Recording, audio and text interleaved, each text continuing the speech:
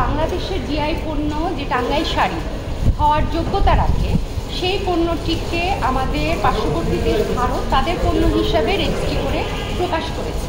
এরই প্রেক্ষিতে একটি রিট পিটিশন আমি দাখিল করি এবং পরবর্তীতে শুনানি অনুষ্ঠিত হয়, রুল জারি হয় এবং কিছু নির্দেশনা মহামান্য সুপ্রিম কোর্ট প্রদান করে।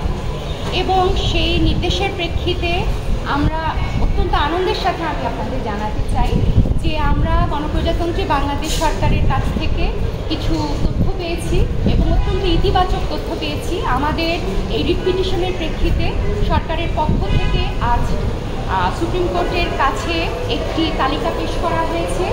শতাধিক পণ্য, আমাদের প্রতিটি জেলা থেকে বিভিন্ন পণ্য নিয়ে একটি তালিকা প্রকাশ করা হয়েছে, যেটি ছিল কোর্টের আদেশের একটি অংশ, যে জিআই পণ্যের পূর্ণাঙ্গ তালিকা। এবং এটাও বলা হয়েছে যে এই তালিকা ক্রমবর্ধমান হারে চলবে। একই সাথে যে পণ্যগুলো জিআই হিসেবে ইতিমধ্যে নিবন্ধিত হচ্ছে বা হওয়ার প্রক্রিয়া চলছে সেই তালিকাটাও দেওয়া হয়েছে।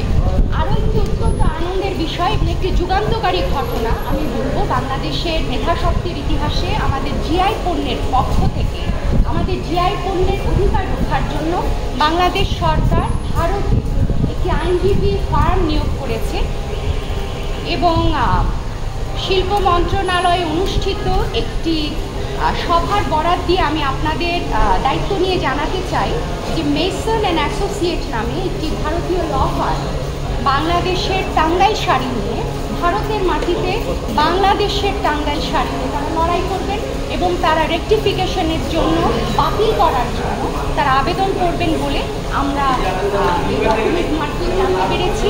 এটি আমাদের একটি বিরাট বিজয় বলে আমি মনে করি। আমাদের এই আইনগত পদক্ষেপের প্রেক্ষিতে আমরা একটি তালিকা পেয়েছি সরকারের পক্ষ থেকে।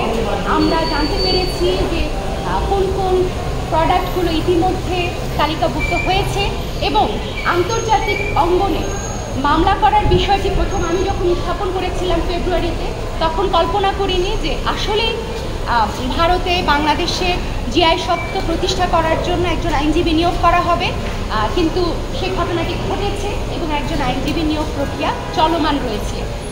আমরা আশা করছি যে এখানে এই পদক্ষেপগুলো একটি সাফল্য আমাদের প্রোডাক্টের জন্য, বিশেষ করে টাঙ্গাইল শাড়ির সত্ত্ব রক্ষার জন্য বয়ে নিয়ে আসবে। এটাই কি শেষ, মানে সরকার যে তালিকাটা দিয়েছে এটাই কি শেষ তালিকা, নাকি সরকার এটা আবার আপডেট করবে ফিউচারে? না, ওনারা একটা ক্যাভিয়েট দিয়ে রেখেছেন, কারণ ওনাদের এই চিঠিটা ওনারা আমাদের মামলার প্রেক্ষিতেই তৈরি করেছেন গত 14ই মার্চ। সেখানে তালিকা দেওয়া হয়েছে 64টি জেলার শত শত প্রোডাক্টের নাম দেওয়া হয়েছে, কিন্তু এখানে লেখা হয়েছে এই পণ্যসমূহ পর্যায়ক্রমে বৃদ্ধি পেতে পারে।